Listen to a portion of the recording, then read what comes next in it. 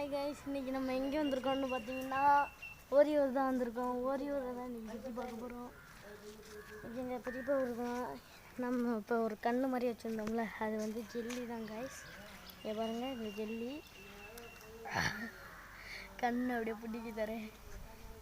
வாங்க அப்படி நடந்து போகலாம்.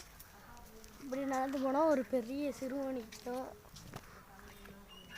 பார்த்தீங்களா எவ்வளோ பெருசு சிறுவம்.